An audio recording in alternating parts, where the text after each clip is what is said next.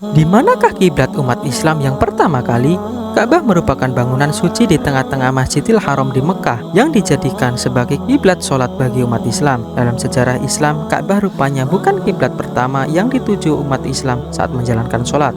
Lantas, di manakah kiblat pertama umat Islam ketika menyembah kepada Allah Subhanahu wa Ta'ala? Kiblat umat Islam pertama kali adalah di Baitul Maqdis atau Masjidil Aqsa di kota lama Yerusalem. Sejarah mencatat selain menjadi bagian dari peristiwa Isra Mi'raj, Masjid Al-Aqsa juga merupakan kiblat pertama umat Islam. Dalam beberapa riwayat disebut bahwa Allah Subhanahu wa Ta'ala memerintahkan sholat dan menghadap Baitul Maqdis untuk menghindari berhala. Ketika perintah sholat turun, Masjidil Haram belum berupa bangunan masjid dan Ka'bah dan masih dipenuhi dengan berhala yang jumlahnya mencapai ratusan. Berhala-berhala tersebut disembah oleh kaum kafir Quraisy di Mekah. Apabila Nabi Muhammad melaksanakan sholat dengan menghadap Ka'bah, maka akan menjadi kebanggaan kaum kafir Quraisy seolah Rasulullah mengikuti mereka. Umat muslim menjadikan Baitul Maqdis sebagai kiblat selama berbulan-bulan.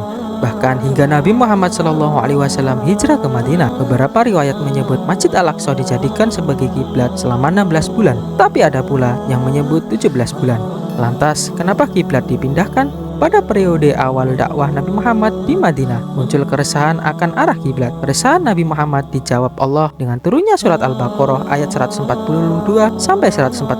Lewat ayat tersebut, Allah memerintahkan untuk memindahkan kiblat ke Ka'bah ke Masjidil Haram. Menurut para ahli tafsir, alasan kiblat dipindahkan dari Baitul Maqdis ke Masjidil Haram didasari oleh banyak faktor. Berikut diantaranya: ejekan dari kaum Yahudi yang menuding Nabi Muhammad dan umat Islam mengikuti kiblat mereka.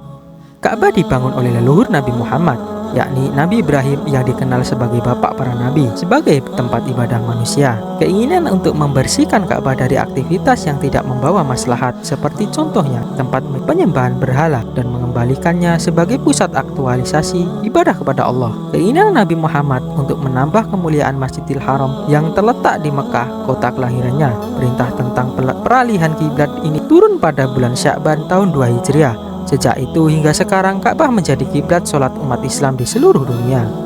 Wallahu a'lam bishawab.